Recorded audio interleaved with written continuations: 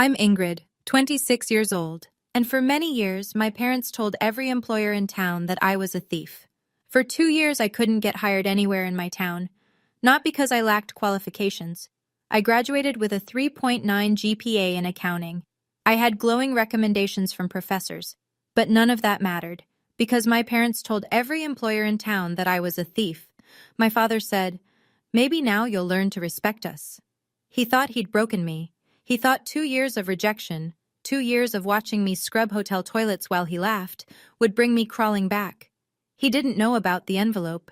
He didn't know what my grandmother had done 15 years ago, or why the CEO of Mercer Holdings was waiting for me. Before I continue, if you find this story worth hearing, please take a moment to like and subscribe, but only if you genuinely connect with what I'm sharing. And drop a comment telling me where you're watching from and what time it is there. I'd love to know. Now, let me take you back 2 years, to the day I discovered what my own parents had done to me. The Thornton family looked perfect from the outside. My father, Gerald Thornton, owned the largest construction company in our county. Our 2-story colonial sat on 3 acres, with a garage that held his Mercedes, my mother's Lexus, and my brother Marcus's BMW, a graduation gift for finishing business school. My mother, Diane, played the role of the devoted wife. Wedgwood china for Sunday dinners, fresh flowers from the farmer's market every week, a smile that never cracked in public, and Marcus, 4 years older, the golden child, the heir apparent. He'd been groomed to take over Dad's company since he could hold a hammer. Everything he touched turned to opportunity. Everything I touched was questioned. Growing up, I learned early that daughters had a different place in the Thornton household. When Marcus wanted to study abroad in London, Dad wrote the check without blinking. When I asked about the same program 2 years later, he laughed. "What for? You'll get married eventually. Save me the money." I went to the state university 40 minutes away, lived at home, commuted. At family dinners, the conversation always orbited around Marcus, his projects, his promotions, his future. I sat at the end of the table, passing dishes and clearing plates, while Dad carved the roast and dispensed wisdom to his son. "A man builds his legacy through his work," Dad would say, pointing his fork at Marcus. "Remember that." He never pointed that fork at me. When I was 16, I overheard him telling my mother something I've never forgotten. They were in the kitchen, voices low, and I'd paused outside the door. "Daughters don't need to achieve," he said. "They need to learn how to keep a home. Ingrid will marry well. That's her job." I stood there in the hallway, frozen. That was the first time I understood. In my father's eyes, I wasn't a person with dreams. I was an asset to be managed. The summer before college, my parents gave me a credit card. "For necessities," Mom said, sliding the slim plastic across the kitchen table. "Books, supplies, whatever you need for school." Dad nodded from behind his newspaper. "Don't go crazy. But you're covered." I was 18, eager to prove I could be responsible. I used the card exactly as intended: textbooks for my accounting courses, a second-hand laptop from the campus tech sale, notebooks, calculators. Nothing frivolous. The total over 3 months came to $1,200. When the statement arrived, Dad exploded. I remember the dining room, the chandelier above us, the way Mom's face went pale as Dad slammed the paper on the table. $1,200? He was standing now, veins visible in his neck. "Who gave you permission to spend this much?" "You did," I said, my voice smaller than I wanted it to be. "You said it was for school supplies." "I said necessities, not a shopping spree." "Gerald," Mom murmured. "The books were expensive this semester." "Stay out of this, Diane." He turned back to me, eyes cold. "You'll pay back every cent, every single cent, or you can find somewhere else to live." I worked 2 part-time jobs for 8 months, campus library and weekend shifts at a coffee shop. I paid back every dollar, kept every receipt, documented every payment. The debt wasn't the only cost. Working 25 hours a week meant I couldn't take full course loads. I had to stretch my degree over 6 years instead of 4. 2 extra years of tuition Dad refused to help with, 2 extra years of commuting from home, 2 extra years of being reminded I was a burden. I thought it was over. I thought he'd forget, but my father had a long memory, and he knew how to weaponize it. Mom found me crying in my room that night. She sat on the edge of my bed, stroked my hair, and said, "Your father just wants to teach you the value of money. He loves you. Don't be angry." I wanted to believe her. That was my mistake. The only person who ever made me feel like I mattered was my grandmother. Margaret Hayes wasn't soft. She'd built a chain of furniture stores from nothing, started with a single showroom in 1972, expanded to 11 locations across the state, then sold the whole operation when she turned 65 and retired with enough money to never worry again. She was sharp, practical, and she saw things other people missed, including what was happening in her daughter's marriage. I spent summers with Grandma Margaret when I was young. Her house smelled like lavender and old books. She taught me to read financial statements before I was 12, showed me how compound interest worked using her own investment portfolios. "Knowledge is freedom, Ingrid," she'd say, tapping her temple. "No one can take what's in here." She watched my father carefully during family gatherings. I noticed the way her eyes narrowed when he dismissed my opinions, the way her jaw tightened when Marcus got praised and I got ignored. One afternoon, I was 15, we were sitting on her porch watching the sunset over her garden. Out of nowhere, she took my hand. "Ingrid," she said quietly, "I want you to remember something." I looked at her. Her eyes were serious in a way I hadn't seen before. "I've already prepared for your future. When the time comes, you'll know." "Prepared what, Grandma?" She smiled, but it didn't quite reach her eyes. "Your father can't control everything. Neither can your mother. Someday you'll need help they won't give you. When that day comes, you'll be ready." I didn't understand what she meant. I was 15. I thought she was being dramatic. 3 years ago, Grandma Margaret passed away. She was 78. I didn't know then that she'd left me something far more valuable than money. She'd left me a way out. I graduated summa cum laude with a degree in accounting, 3.9 GPA, Dean's List every semester. A professor who'd worked at Deloitte wrote me a glowing recommendation letter. For the first time in my life, I had something that belonged to me, credentials no one could dismiss. The graduation ceremony was on a Saturday in May. I walked across the stage in my cap and gown, diploma in hand, and scanned the crowd for my family. They were there. But they weren't watching me. Dad and Mom flanked Marcus in the third row. He'd driven down to support me, but the three of them were deep in conversation, heads together, laughing about something. When my name was called, only Grandma's empty seat in my heart acknowledged the moment. Afterward, Dad found me outside the auditorium. "Nice job," he said, in the tone he used for the mailman. "Listen, I've got a proposition. Come work at the company. We need someone to handle the books." My heart lifted for a second. Maybe he finally saw my value. "The position is unpaid for the first year," he continued. "Consider it an apprenticeship. You'll live at home, help your mother, learn the business. In a few years, when Marcus takes over, you'll be useful." Unpaid, living at home. Useful to my brother. I took a breath. "I appreciate the offer, Dad, but I'd like to try finding work on my own first. Get some outside experience." His face didn't change, but something behind his eyes went cold. "Fine," he said softly. "Try it your way." He turned and walked back to the car, where Mom and Marcus were waiting. None of them looked back. I stood alone in the parking lot, still holding my diploma, and told myself I'd made the right choice. I had no idea that his silence was a declaration of war. The rejection letters started coming within weeks. First, the accounting firm downtown, Miller & Associates. I'd interviewed beautifully. The hiring manager had smiled, shaken my hand, said they'd be in touch soon. 2 days later, "We've decided to go with another candidate."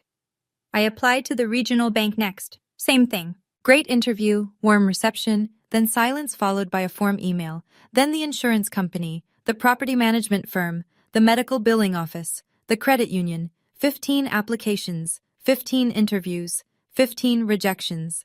I started doubting myself. Maybe my resume wasn't strong enough. Maybe I'd said something wrong. Maybe I was overestimating my abilities. I spent nights revising my cover letters, practicing interview answers in the mirror, reading career advice blogs until my eyes burned. Nothing changed. One afternoon, I walked into Patterson Financial Services for what felt like my 20th interview. The HR manager, a woman in her 50s with kind eyes, listened to my answers, nodded along, and then paused. She looked at me for a long moment. Something shifted in her expression. "Miss Thornton," she said slowly, "I'm going to tell you something I probably shouldn't." My stomach tightened. "You seem like a lovely young woman. Qualified, professional."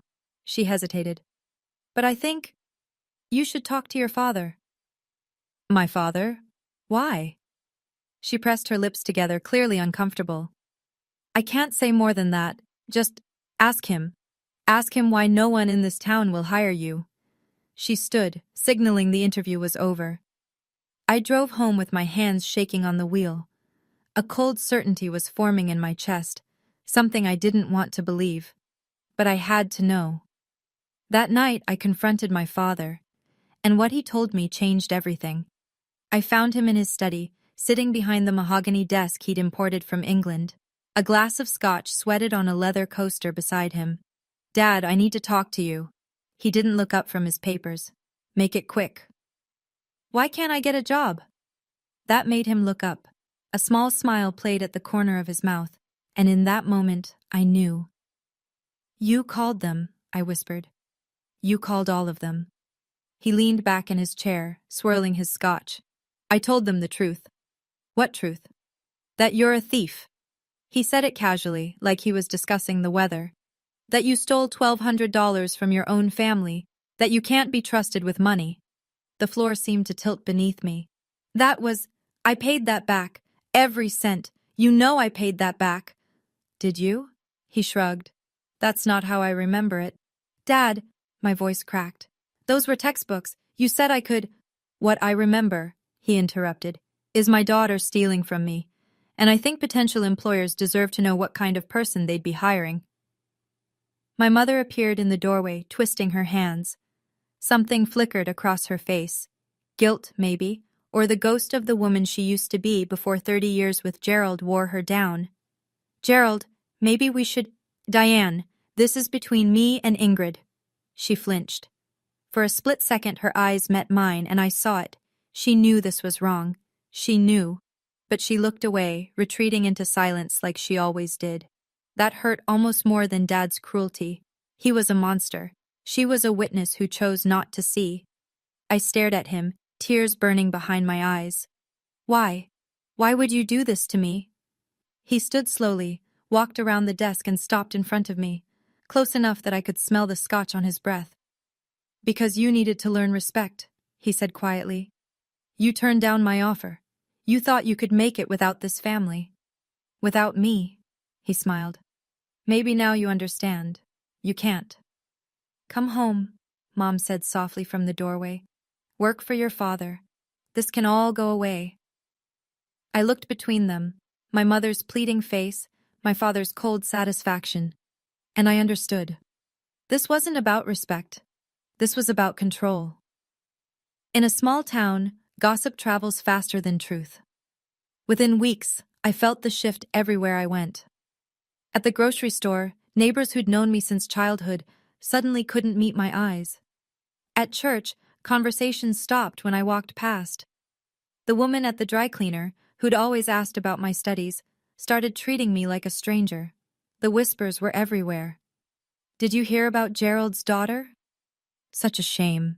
The family's devastated. They tried to help her, you know. She just wouldn't listen. My father had been strategic. He hadn't just called employers. He'd seeded the story throughout his network. Golf buddies, Chamber of Commerce colleagues, neighbors at dinner parties. The narrative was always the same. Troubled daughter, theft problem, family trying to cope. He never lied outright, he just told his version. And in a town where Thornton Construction had built half the commercial buildings, his version was the only one that mattered. Marcus made it worse. I ran into him at the coffee shop one morning, one of my old part-time jobs. He was with friends, guys I vaguely recognized from his fraternity days. "Hey, little sister," he called out, loud enough for everyone to hear. "Still looking for work? I heard Dad might have an opening." "Oh, wait," he laughed. "You'd probably steal from the register." His friends snickered. I left my coffee on the counter and walked out, face burning. At home that night, I looked at my bank account. $3,000 in savings. Rent was due in 2 weeks on my tiny studio apartment.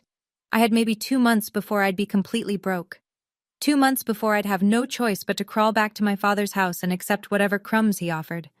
I couldn't let that happen. I wouldn't. The Willow Inn sat on the edge of town, a modest hotel that mostly served traveling salesmen and families visiting the nearby state park. It wasn't glamorous, but it was hiring. The job listing said, housekeeping staff needed, no experience necessary.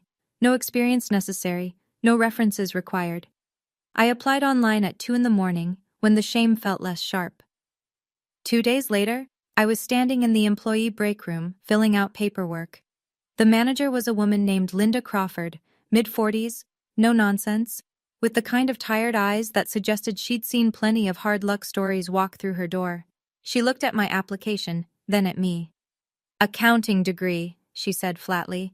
GPA 3.9, and you want to clean hotel rooms? Yes, ma'am. Why?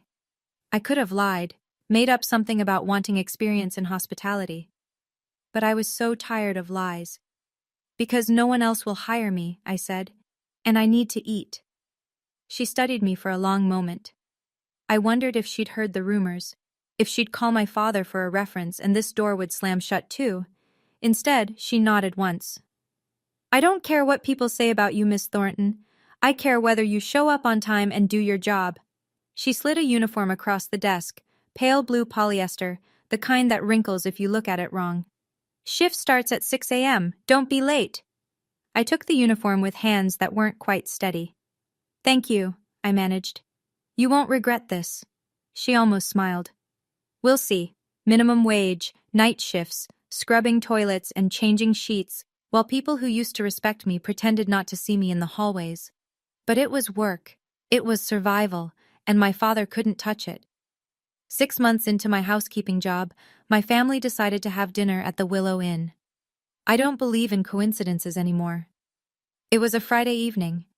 I was pushing my supply cart down the service corridor when I heard a familiar laugh, my father's booming, self-satisfied bark that I'd learned to dread. I froze, pressed myself against the wall, peeked around the corner. There they were, being seated in the hotel restaurant, Dad in his charcoal Tom Ford suit, Mom in pearls, Marcus checking his phone, bored already. The hostess was leading them to a window table, right in my sightline. I should have stayed hidden. I should have switched floors, asked another housekeeper to cover. But before I could move, my father's eyes found me. The cart, the uniform, the yellow rubber gloves on my hands. His face split into the widest grin I'd ever seen. Well, well, he nudged my mother, pointed directly at me.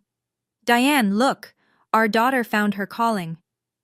Mom's face flickered, shame maybe, or something else I couldn't read.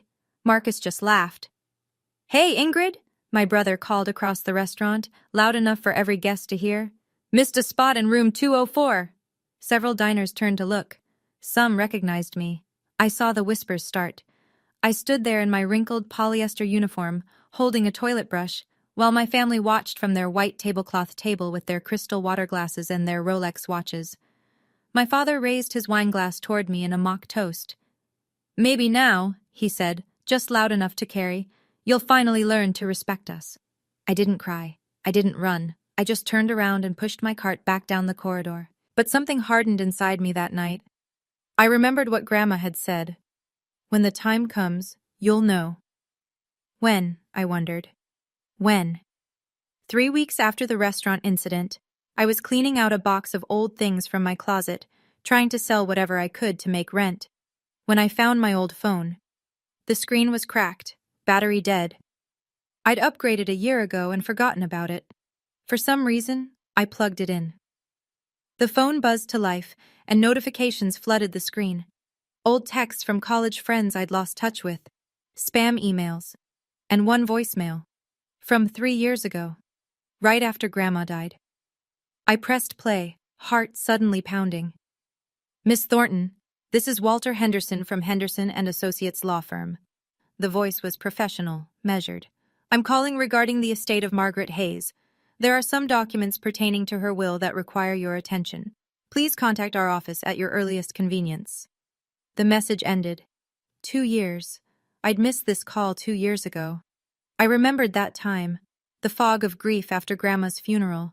I hadn't been checking messages. I'd assumed her estate was straightforward. Dad had told us she'd left everything to charity, with small gifts for each grandchild. Nothing significant, he'd said dismissively. Your grandmother was always sentimental. I'd believed him. I grabbed my current phone and dialed the law firm. A receptionist answered. Henderson and Associates, how may I direct your call? I'm trying to reach Walter Henderson. He contacted me about my grandmother's estate. Margaret Hayes? A pause. I'm sorry, Mr. Henderson retired last year due to health issues. His cases were transferred to various attorneys. Another pause, keyboard clicking. I see a note here that Mr. Henderson attempted to reach you multiple times. The file indicates the calls went unanswered and your father, Gerald Thornton, eventually contacted the office and said you weren't interested in pursuing the matter. My blood ran cold. My father said what? I'm just reading the notes, ma'am. It says family representative confirmed beneficiary declined further contact. Dad had intercepted it. He'd told them I wasn't interested. Can you tell me where the case was transferred? I'd need to check our records. Can you leave your number? Transferred where? To whom? I'd need to check our records. Can you leave your number? I gave her my information, but something told me I wouldn't hear back. The trail had gone cold. But now I knew. There was something in Grandma's estate that Dad hadn't told me about, something he didn't want me to find. A month later, my father called. I almost didn't answer, but something, maybe desperation, maybe hope that things could still change, made me pick up. Ingrid. His voice was warm, too warm. How are you? Fine, Dad. Listen, I've been thinking. This has gone on long enough. Your mother misses you. I miss you. He paused. Come home.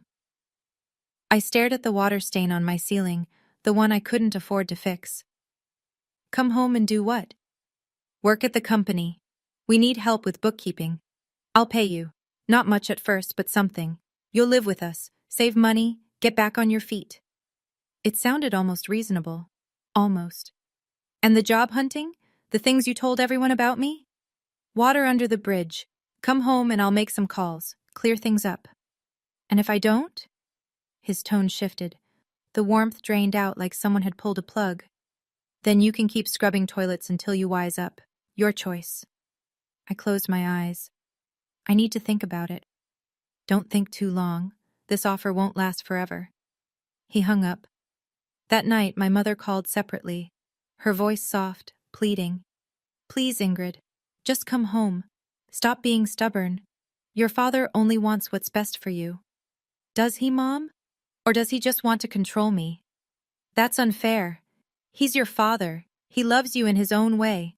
His way is destroying my life. Silence. Then quietly, you're making this harder than it needs to be. I hung up without saying goodbye. Marcus texted an hour later. Just give up already, sis. You're embarrassing yourself and us. I didn't respond. Instead, I opened my laptop and started applying to jobs outside our town, far outside, places where the Thornton name meant nothing. I had to escape. 2 weeks later, I learned exactly what my father had planned for me. I was working the late shift at the Willow Inn, restocking supplies in the second-floor closet, when voices drifted from the restaurant below. The ventilation ducts carried sound in strange ways, a design flaw I'd learned to ignore. But then I heard my father's name, and then I heard mine. I crept closer to the vent, pressing my ear against the metal grate. Tell you, Richard, it's perfect timing. Dad's voice, jovial, confident. Your son's looking to settle down, my daughter needs stability. Merge the families, merge the businesses. Thornton Construction and Palmer Plumbing. We dominate the county. A second voice, older, gruff. She's the one who's been causing trouble? The theft thing? That's handled. She's almost ready to come home. Another few months of this, Dad laughed. And she'll agree to anything, including meeting your boy. My blood turned to ice. So what, an arranged marriage? I prefer strategic alliance. But yes, she'll do what she's told. By the time I'm done, She won't have any other options. The other man chuckled. Gerald, you're a piece of work. All right, let's talk numbers. Their conversation shifted to business details. I didn't hear any of it. I slid down the wall until I was sitting on the floor of the supply closet, surrounded by toilet paper and bleach, my heart hammering against my ribs. He wasn't just trying to control me. He was planning to sell me. A business arrangement. A merger sealed with his daughter's future. I thought about Grandma Margaret. Her warning. Her promise that she'd prepared something. I didn't know what she'd left me or how to find it. But I knew one thing with absolute certainty. I could not stay in this town. No matter what it cost me. I started applying to companies in cities I'd never visited. Places where my father's influence couldn't reach. Chicago, Denver, Atlanta. Anywhere far enough that a small-town construction company owner's gossip wouldn't matter. The rejections piled up. Some companies wanted references I couldn't provide. Others questioned the 2-year gap in my employment history. How do you explain my father sabotaged my career because I wouldn't be his unpaid servant? I tried honesty a few times. It never went well. That sounds like a complicated family situation, one HR manager said diplomatically, which was corporate speak for we don't want your drama. After weeks of nothing, I'd almost given up hope. Then the email arrived. Subject: Interview. Invitation: Mercer Holdings. I had to read it 3 times before I believed it was real. Dear Ms. Thornton, we have reviewed your application and would like to invite you for an in-person interview at our headquarters. Please note that this interview will be conducted by our CEO, Mr. Daniel Mercer, personally. This is an unusual request, but Mr. Mercer has expressed specific interest in meeting with you. Please confirm your availability. Mercer Holdings. I'd applied on a whim. They were the largest financial firm in 3 states, way above my experience level. I'd never expected a response. And the CEO wanted to meet me personally? That didn't make sense. CEOs didn't interview entry-level accountants. I almost deleted the email, convinced it was spam or some cruel joke. But something made me pause. Grandma's voice in my head. When the time comes, you'll know. I hit reply before I could talk myself out of it. Dear Sir or Madam, I'm available at your earliest convenience. 2 days later, I was on a bus to the city, wearing a second-hand navy suit I'd found at Goodwill, with $47 in my pocket and no idea what was waiting for me. The night before my interview, I stayed in a budget motel near the bus station. The room smelled like industrial cleaner and old cigarettes. The mattress sagged in the middle. But it was clean, and it was mine, and tomorrow might change everything. I hung my Goodwill suit in the bathroom, letting the steam from the shower work out the wrinkles. I polished my only pair of heels, black, scuffed at the toes, but presentable if no one looked too close. I practiced interview answers until midnight. Tell me about yourself. I graduated summa cum laude with a degree in accounting. I'm detail-oriented, hardworking, and eager to contribute to a team that values integrity. Why do you want to work at Mercer Holdings? Your company's reputation for ethical financial practices aligns with my personal values. I want to grow with an organization that does things right. Why the 2-year gap in your employment? That one I practiced 10 different ways. None of them felt right. Linda, my manager at the hotel, had given me the day off without question. Go get your life back, she'd said, pressing a crumpled $20 bill into my hand.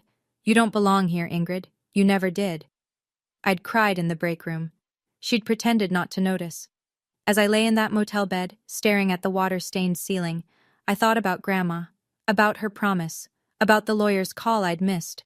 What had she left me? Why did this CEO want to meet me personally?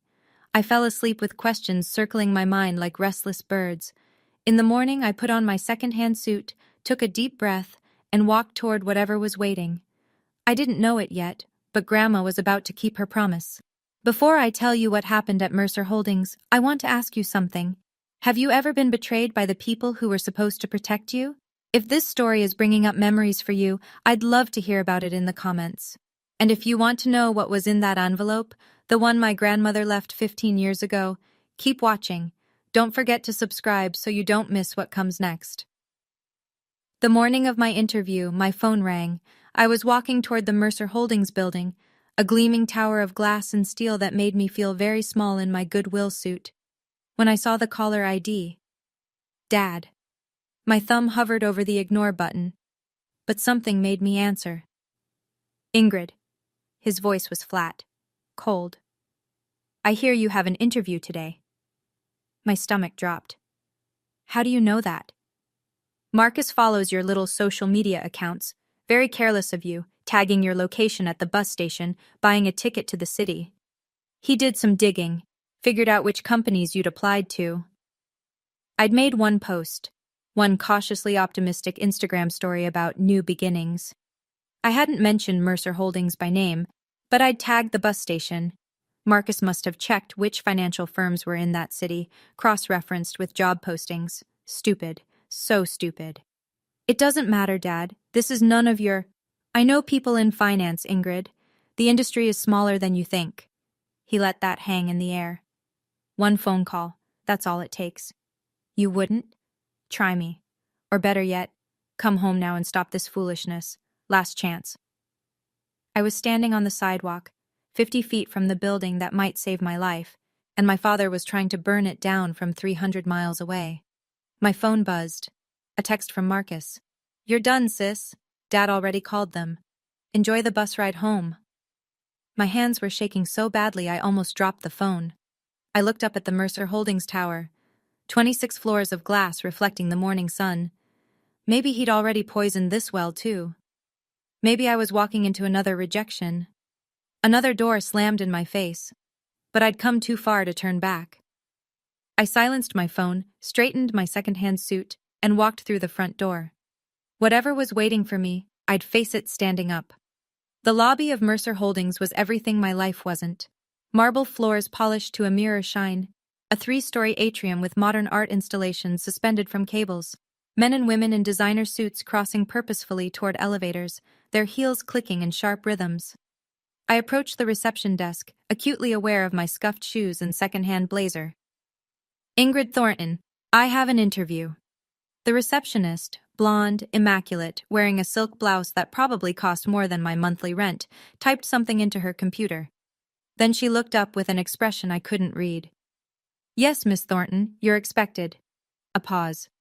Mr. Mercer will see you personally in his office, 26th floor. The CEO's office? That's correct. She handed me a visitor badge. Take the private elevator on your left. His assistant will meet you. I walked toward the elevator in a daze. This didn't make sense. CEOs didn't conduct entry-level interviews. There had to be a mistake. Or my father's call had worked, and this was some elaborate humiliation I couldn't see coming. The elevator rose silently, 26 floors in what felt like seconds. The doors opened onto a reception area that screamed money. Original artwork on the walls, furniture that looked handcrafted, floor-to-ceiling windows with a view of the city that made my breath catch. An assistant in a charcoal dress approached. Miss Thornton, Mr. Mercer is waiting. She led me down a hallway lined with photographs, the history of the company, I guessed, and stopped at a heavy oak door. Go right in, she said, and something in her voice sounded almost kind. He's been expecting you for a long time. Expecting me? I pushed open the door, and everything I thought I knew about my life fell apart. Daniel Mercer was standing by the window when I entered. He was older than I expected, early 50s, silver at his temples, the kind of face that belonged on the cover of financial magazines. His suit was impeccable. His office was the size of my entire apartment, but what struck me most was his expression. He wasn't looking at me like a job candidate. He was looking at me like he'd been waiting for this moment for years. Miss Thornton. His voice was warm. Please, sit down. I sat in the leather chair across from his desk, my heart hammering. Mr. Mercer, I'm not sure why. He held up a hand. Before we begin, I need to give you something. He walked to a safe built into the wall, a vintage Mosler, polished brass, and entered a combination. This should explain everything. He pulled out a yellowed envelope. I couldn't move. The envelope was thick, sealed with wax that had aged to amber. On the front, in handwriting I would recognize anywhere, were the words, "Only to be opened when Margaret Hayes has passed away and her granddaughter Ingrid Thornton comes for an interview at Mercer Holdings." The date beneath it, 15 years ago. I was 11 when she wrote this. Your grandmother. Daniel said softly, placing it in my trembling hands, was the first person who ever believed in me. 20 years ago, I was nobody. A kid with a business plan and no money. Margaret Hayes wrote me a check for $200,000 when every bank in the state had said no. She made me promise one thing, he continued. She said, "Someday a young woman named Ingrid Thornton will need a job. She might apply to your company. When she does, and she will, give her this envelope. I set up a flag in our HR system 15 years ago. Your name, your social security number. The moment your application came through, I was notified." 15 years. He'd been waiting 15 years for an application that might never come. Tears were blurring my vision. She told me, "Someday my granddaughter will need a safe place. When she comes to you, and she will, give her this." I didn't understand then. He paused. I understand now. "Grandma," I whispered, staring at the envelope. She'd known. 15 years ago she'd known. My hands wouldn't stop shaking as I broke the wax seal. Daniel stepped back, giving me space. The office was silent except for the soft rustle of old paper. Inside were 3 items. First, a letter, handwritten on cream-colored stationery, Grandma's elegant script flowing across the pages. Second, a certificate, official, notarized, bearing the Mercer Holdings logo and a date from 20 years ago. I scanned the text and felt the room tilt. Certificate of stock ownership, Ingrid Marie Thornton. Shares, 8% founding stake. Mercer Holdings, LLC. I read it twice. 3 times. "I don't understand," I whispered.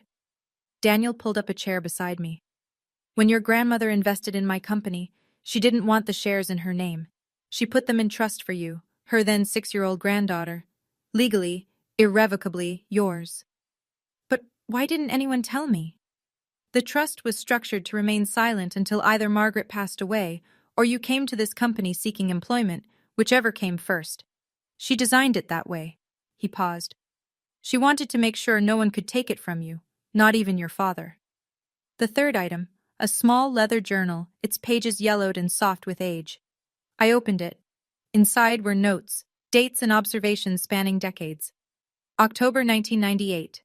Gerald screamed at Diane about household spending. Diane cried for 2 hours. March 2002. Gerald refused to pay for Ingrid's piano lessons, called them a waste of money for a girl. June 2008. Gerald forbade Ingrid from applying to out-of-state colleges. Women don't need fancy degrees. Page after page, she'd been watching, documenting, preparing. "Your grandmother knew," Daniel said quietly, "exactly what kind of man your father is. She couldn't stop him directly, so she built you an escape route." I was crying now, couldn't stop. She'd loved me this much. Daniel offered me a glass of water and stepped outside to give me privacy. I sat alone in his office, holding my grandmother's letter like it was made of glass. "My dearest Ingrid, if you're reading this, then I've left this world and you found your way here. I'm sorry I couldn't be there to give you this myself. I want you to understand why I did what I did. I watched your mother marry Gerald Thornton. I saw the signs from the beginning, the control, the cruelty disguised as discipline, the way he diminished everyone around him to feel powerful. I begged Diane to leave. She refused. She believed she could fix him. I couldn't save my daughter, but I swore I would save you. From the moment you were born, I saw something in you, a spark Gerald couldn't extinguish. You questioned him. You dreamed beyond his walls, and I knew with absolute certainty that one day he would try to break you for it. So I built you an insurance policy." Daniel Mercer was a young man with a vision when I invested in his company. "I put those shares in your name because I knew that Gerald would one day try to trap you, and I wanted you to have a door he couldn't close. By now, those shares are worth more than enough to build your own life. Use them wisely. Build something that belongs to you. And remember this, sweet girl. You don't owe anyone your obedience, not even family, especially not family that treats love like a leash. I am so proud of the woman you've become. Even if I can't see it, I know it's true. Live free, Ingrid. That's all I ever wanted for you. All my love, forever, Grandma. I pressed the letter to my chest and wept. When Daniel returned, I had composed myself. Mostly. My eyes were red, my mascara was ruined, but something inside me felt lighter than it had in years. I have to tell you something, he said, settling back into his chair. Your father called me this morning. I went cold. What did he say? The same thing he's apparently told everyone, that you're a thief, that you stole from your family, that I shouldn't trust you. Daniel's expression remained neutral, but I saw something flash in his eyes. He was very confident, very persuasive. And you? I listened. He folded his hands. And then I looked at the journal your grandmother left, at her documentation of his behavior spanning 30 years. He met my gaze. And then I looked at the certificate that proves you own 8% of my company. I stared at him. Miss Thornton, Ingrid, your father just tried to slander a shareholder of Mercer Holdings, one of our founding stakeholders, in fact. A small smile crossed his face. I don't think he's accustomed to that kind of miscalculation. He doesn't know, I whispered, about the shares, about any of this. No, your grandmother was very specific about that. The trust was sealed. Your name doesn't appear in any public filings. It's held through a legal entity. There was no way for him to discover it. So when he called you, he was trying to sabotage someone who, on paper, is technically one of my bosses. Daniel leaned back. I have to admit, I've never experienced anything quite like it. I thought about my father, smugly confident that he'd destroyed my last chance, about Marcus's gloating text. They had no idea what was coming. For the first time in 2 years, I smiled. Daniel leaned forward. There's something I'd like to propose. I wiped my eyes, still clutching Grandma's letter. I'm listening. Next week, Mercer Holdings hosts its annual charity gala. It's our biggest event. Clients, investors, community leaders. He paused. Your father will be there. My stomach clenched. He's invited? He invited himself, actually. He's been trying to network his way into contracts with us for months. Seems to think his construction company would make a good partner. Daniel's tone was dry. I've been politely declining. So, what are you proposing? I'd like to introduce you at the gala. As our new senior financial analyst, a position you're more than qualified for, and as a founding shareholder of the company. He watched my face carefully. Your father will be in the room when he learns who you really are.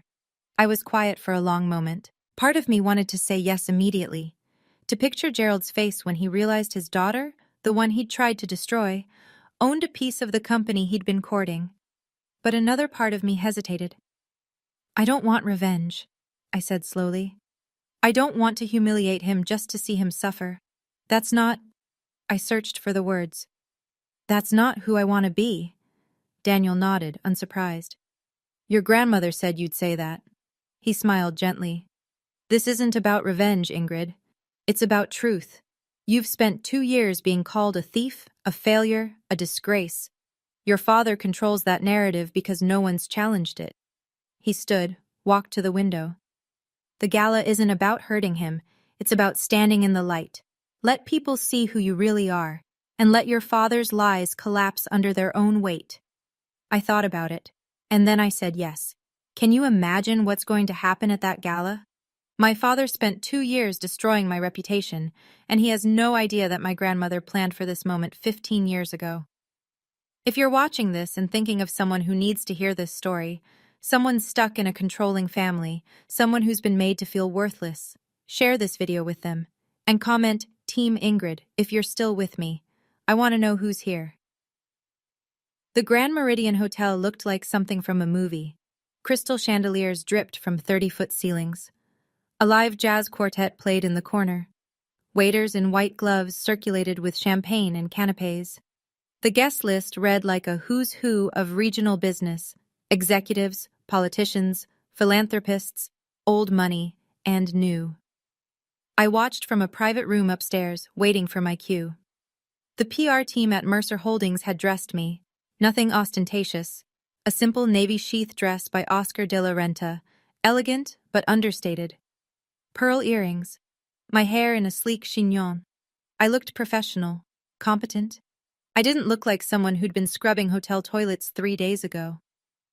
Through the window, I spotted my family. Gerald entered first, chest puffed, surveying the room like he owned it. His charcoal Armani suit probably cost what I used to make in 3 months at the hotel. Mom trailed behind in Chanel, smiling her perfect smile. Marcus was checking his phone, looking bored. They didn't belong here, but they thought they did. I watched my father work the room, shaking hands, laughing too loud. He was trying to catch Daniel's eye, positioning himself strategically, the construction deal he'd been chasing. He had no idea that in 20 minutes, everything would change. Ready? Daniel's assistant appeared beside me. I took a deep breath, touched Grandma's letter in my clutch. Ready. Mr. Mercer will introduce you after his opening remarks. You'll enter through the side door. She paused, studying my face. For what it's worth, everyone in this company knows what your father did, what he tried to do, and we're glad you're here. My throat tightened. Thank you. She nodded and disappeared. I stood alone, watching the crowd below, counting the minutes until I could finally stand in the truth. I couldn't hear the conversation from my vantage point, but I could see it unfold. Gerald had cornered Daniel near the bar. My father was leaning in, all practiced charm, gesturing broadly. Daniel stood with his hands clasped, expression neutral, occasionally nodding. Then another executive joined them, a woman I recognized from the company website.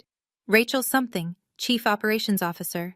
She asked Gerald something. He beamed, puffed up even more, and then, I could read the body language even from upstairs, he started talking about his family, his son, the heir, the perfect Marcus, and then his face shifted, something darker. He was talking about someone else now. Me.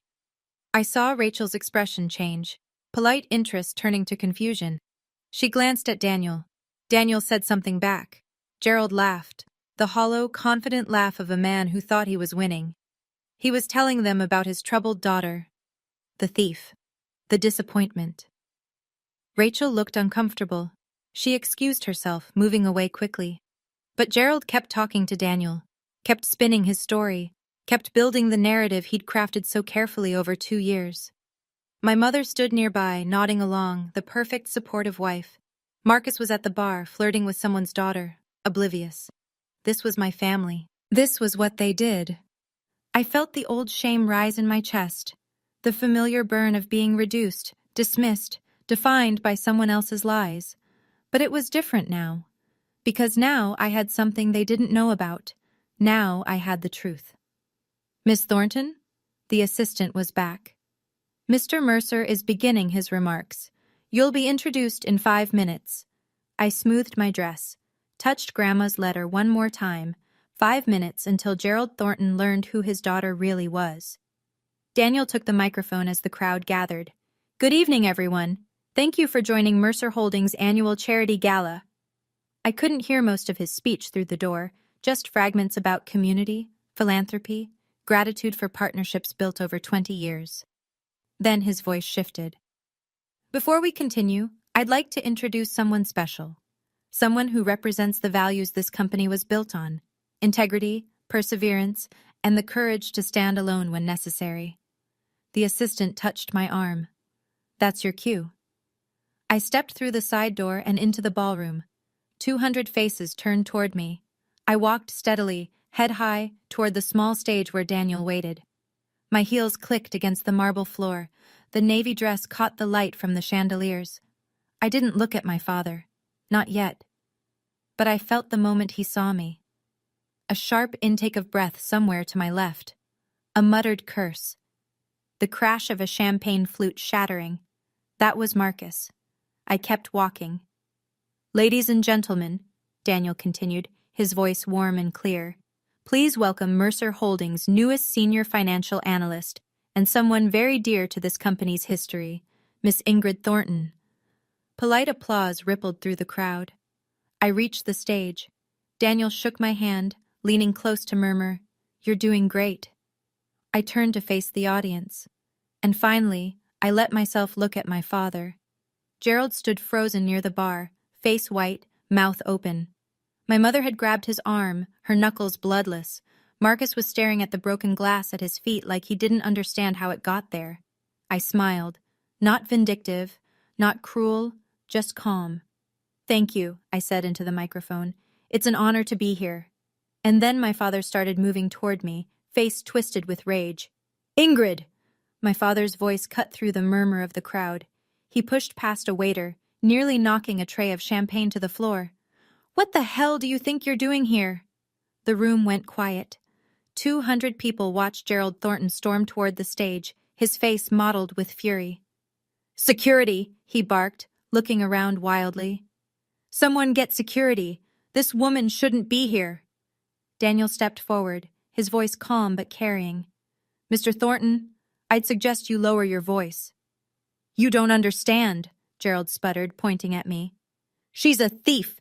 I told you this morning. She stole from her own family. She's not qualified to... Not qualified? Daniel's eyebrow rose.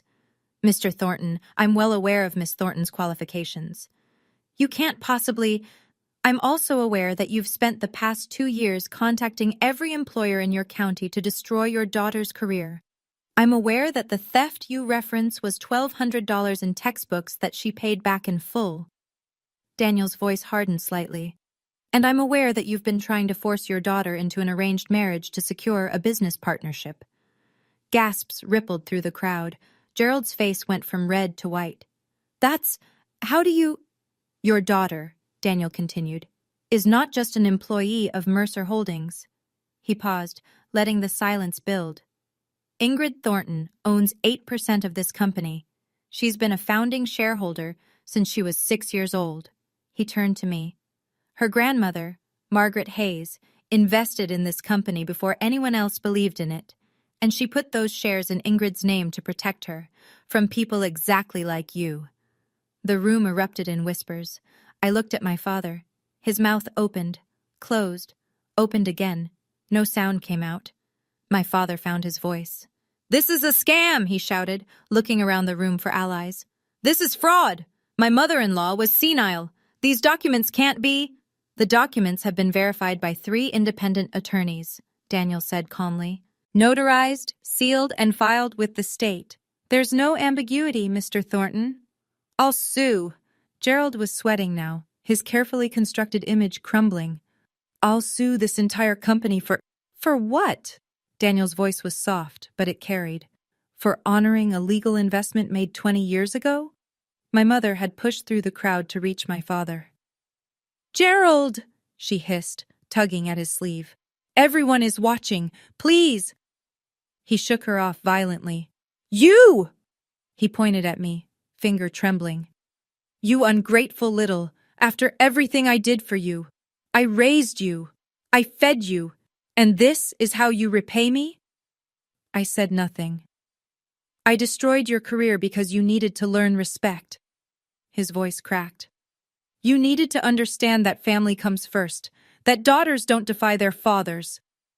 The room was dead silent now, every eye on Gerald Thornton, every ear hearing exactly what kind of man he was. I made you clean toilets, he screamed.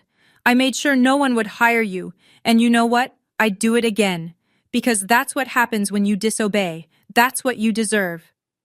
Marcus stepped forward, face pale, trying to salvage what was left of the family's reputation. Dad, stop, we should go. This isn't the place. No! Gerald shoved him back so hard, Marcus stumbled into a waiter. I saw my brother's expression shift, from embarrassment to something darker. He'd spent his whole life being the golden child, the heir, the one who did everything right, and now he was watching his father self-destruct in front of every business contact he'd ever need. For the first time, Marcus looked at Dad the way I'd always seen him. She's nothing. She's always been nothing. Her grandmother was a meddling old fool, and her shares don't change what she is, a thief and a failure and a disgrace to this family. He was panting now, face purple, spittle at the corners of his mouth. No one was looking at me anymore. They were all looking at him. And they finally saw what I'd always known. The ballroom was silent. 200 people, executives, politicians, philanthropists, staring at my father as he stood there, heaving, having just screamed that I deserved to scrub toilets for daring to disobey him. I stepped forward to the microphone. I didn't come here tonight to humiliate anyone. My voice was steady. I didn't come here for revenge. Gerald glared at me, but he'd spent his ammunition. He had nothing left. I came here because I spent 2 years being called a thief, a failure, a disgrace. I was blacklisted from every job in my county. I was mocked for working the only job I could get. I was told that if I wanted to survive, I had to surrender my freedom to a man who saw me as property. I looked at my father, not with anger, not with hatred, just clarity. The $1,200 my father calls theft was money he gave me to buy textbooks. I paid back every cent. I have every receipt. I paused. But even if I hadn't, even if I'd made a mistake, does that justify 2 years of sabotage? Does that justify trying to arrange my marriage to seal a business deal? Murmurs in the crowd. My grandmother saw what I couldn't. She knew what kind of man my father was. She couldn't save my mother, but she found a way to save me. Not with magic, not with luck, with planning, with legal documents, with love that looked ahead. I turned back to Gerald. Dad, I don't hate you, but I'm done. I'm done seeking your approval. I'm done accepting your definition of my worth. My voice didn't waver. This is my boundary. I wish you well, but I will not let you control my life anymore. I stepped back from the microphone. The room erupted in applause. My family left the gala without another word. I watched them go. Dad storming toward the exit, face purple. Mom hurrying after him, head down. Marcus trailing behind, staring at his phone like he could disappear into it. No one stopped them. No one tried to make polite conversation. 200 people watched Gerald Thornton leave in silence. After they were gone, the room seemed to exhale. The jazz quartet started up again. Conversations resumed, quieter than before. Then something unexpected happened.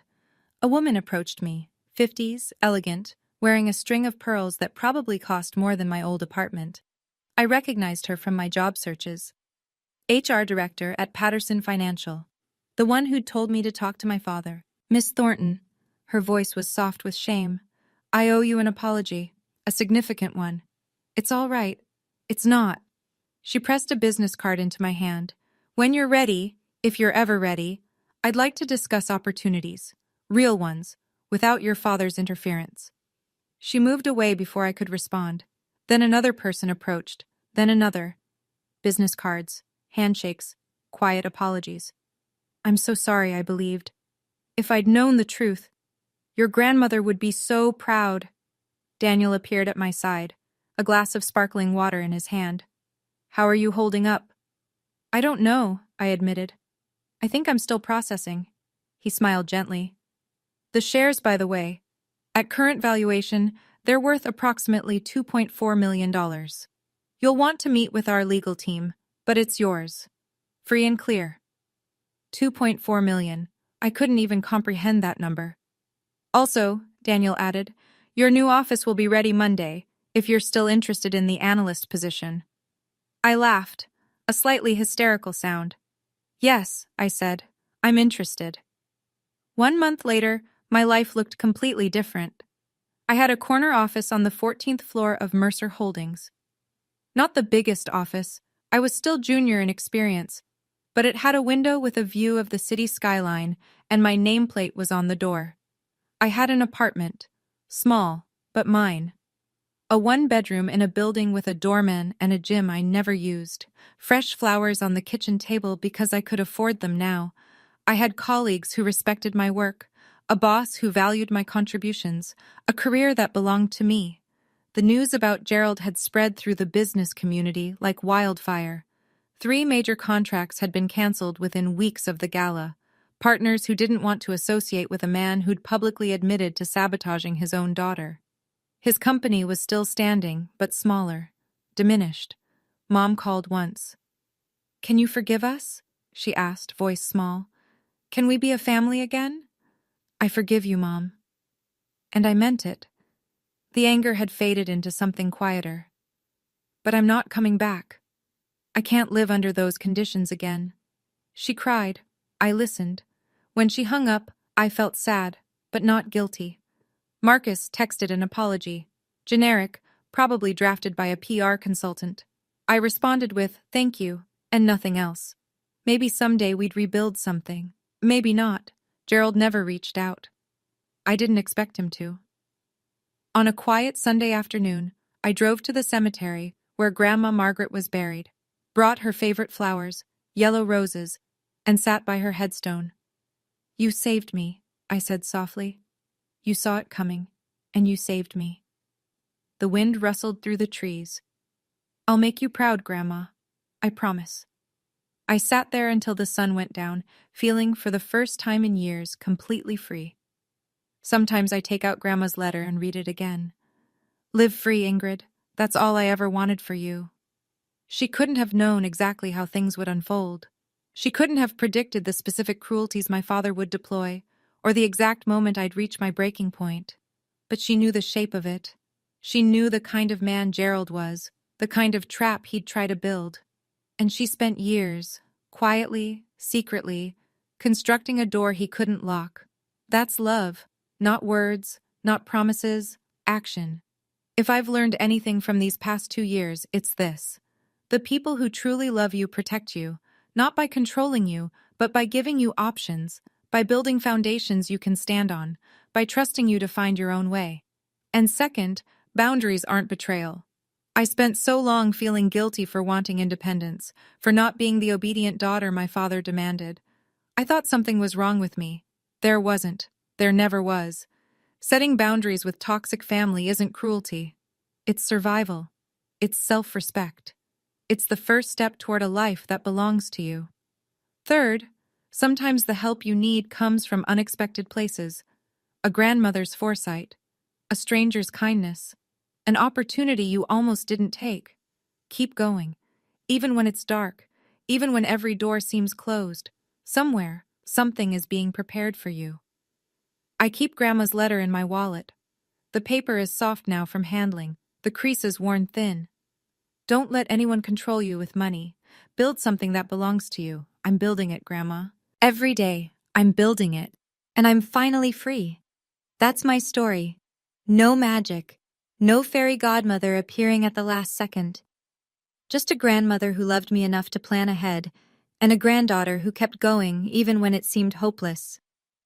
If you're watching this and you're stuck in a controlling family, or you've been made to feel worthless by people who should have protected you, I want you to know, it can get better. You can get out, but you might have to build your own door. Thank you for staying until the end. If this story meant something to you, share it with someone who needs to hear it. Subscribe and hit the bell for more stories like this one, and check the description for the next video. I think you'll like it. Take care of yourself. You deserve to be free.